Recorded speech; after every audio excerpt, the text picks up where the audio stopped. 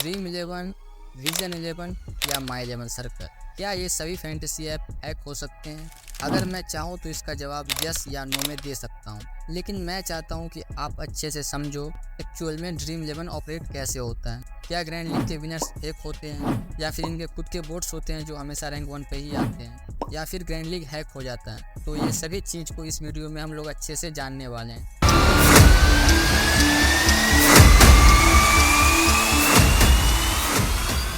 तो सबसे पहले हम बात करेंगे ड्रीम 11 की शुरुआत कैसे हुई और इसका इतना बड़ा मार्केट कैसे बना। ये बात साल 2008 की है, जब हर्ष जैन और उसके दोस्त भवित सेठ ने ड्रीम 11 जैसी ऐप को इंडिया में लाने का फैसला किया। दरअसल IPL जैसी लीग की शुरुआत इंडिया में 2008 में ही होती है, जिसको लेकर लोगों में काफ़ी उत्साहित था। इसी माइंडसेट का फ़ायदा उठाते हुए हर्ष जैन ने ड्रीम 11 को इंडिया में लाने का फैसला किया।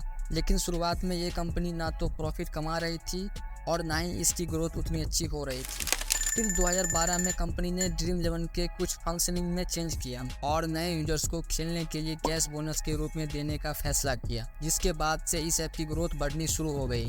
आमतौर पर मेगा ग्रैंड लीग की एंट्री फीस 50 रुपये तक रखी जाती है, जिसके चलते लाखों लोग इसमें पार्टिसिपेट करते हैं और इसकी प्राइज मनी करोड़ों रुपए में होती है। यानी आप 50 रुपये लगाकर करोड़पति बन सकते हो। यही करोड़पति का लालच देकर इस कंपनी ने IPL जैसे बड़े टूर्नामेंट का स्पॉन्सर बन गया। यहाँ तक कि साल 2021 में कंपनी ने 141.97 करोड़ का प्रॉफिट बनाया, जिसके बाद कंपनी की लगातार ग्रोथ बढ़ने लगी। और अभी फिलहाल की बात की जाए तो ड्रीम 11 के पास 160 मिलियन से भी अधिक एक्टिव यूजर्स हैं, जिससे आप अंदाजा लगा सकते हो कि किस तरह से ड्रीम 11 का मास्टर ग्रोथ हुआ।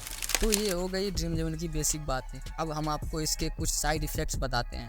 अगर मैं इसे एक लाइन में कहूँ तो ये किसी जुआ से कम नहीं है। अब आप सोच रहे होंगे कि इंडिया में तो जुआ बैन है, तो फिर ये कैसे चल रहा है? और यहाँ तक कि IPL जैसी लीग का स्पॉन्सर भी है और कई बड़े क्रिकेटर भी इस ऐप का प्रमोशन करते हैं। दरअसल इस कंपनी का दावा है कि यह एक गेम ऑफ स्किल है, ना कि गेम ऑफ लक। इसी कारण 2020 में ड्रीम 11 के खिलाफ FIR भी हुई थी, लेकिन इस केस में ड्रीम 11 की जीत हुई और इसे गेम ऑफ स्किल कहा गया।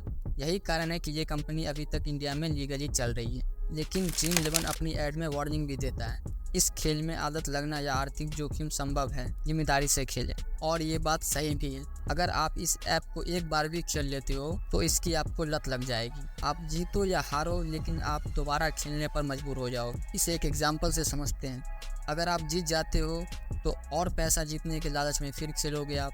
अगर आप हार जाते हो तो हारा हुआ पैसा को रिकवर करने के लिए खेलोगे। तो ये इसकी सबसे बड़ी साइड इफ़ेक्ट है।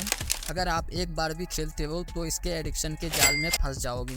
अब कुछ लोग का ये भी क्वेश्चन रहता है कि ड्रीम 11 हैक हो सकता है? तो गाइज मैं एक लाइन में कहूँगा, नहीं हो सकता है।